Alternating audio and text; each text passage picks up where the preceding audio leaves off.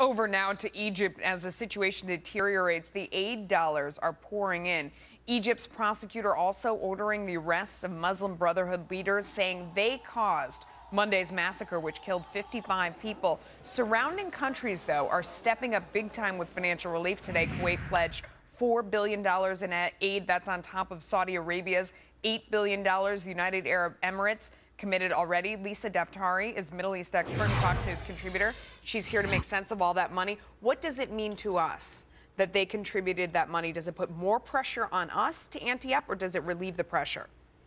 You know, we should just be extremely happy that everyone's chipping in, because we should be as happy as these Gulf nations that the Muslim Brotherhood influence is decreasing in the country, that Morsi's out. They're much happier than we are. We should be showing the same type of enthusiasm.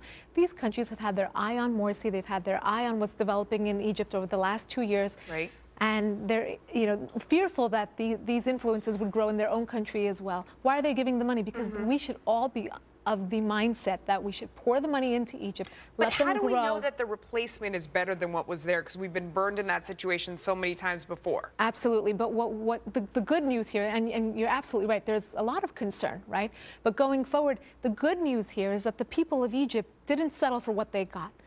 They poured into the streets. Some voted for Morsi. He was democratically elected, whatever that means, but there are issues. We don't even know if that was a legitimate election, but let's say it was. But he did not govern democratically. He was more concerned about making the country more extreme, bringing his Islamist views into the government, rather than fixing the economy. Had he fixed the economy, he would have lasted. So we should step in with money. We also have these F-16 jets that are scheduled to be delivered. So our aid has been predominantly bolstering the army, and that's the way it's going to remain, because that's where our interests are. Where did the aid for Egypt originate? The U.S. paid them in the late 70s to maintain our interests there, the Suez Canal, the borders, peace with Israel, and that's where our interests are. But at the same time, what do the Egyptians need? They need food, they need jobs, we need to help. They need food, don't they? I mean, for people that are out there watching in the audience, they're seeing a lot of violence, they're seeing a lot of bloodshed. So to take fighter jets and send them over to an area that's currently exploding, to a lot of people out there, makes no sense. Does it make sense? It makes sense. It makes sense in the long run, right? In the short term, the money that these Gulf states are pouring in will be, a lot of it will be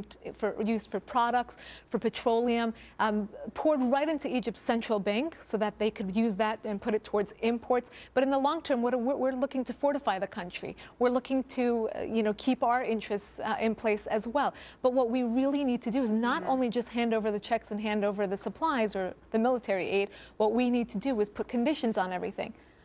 How long do you think it takes for this situation to stabilize more? Oh, I want to be extremely hopeful right now, but I think it's going to be a while before we see it.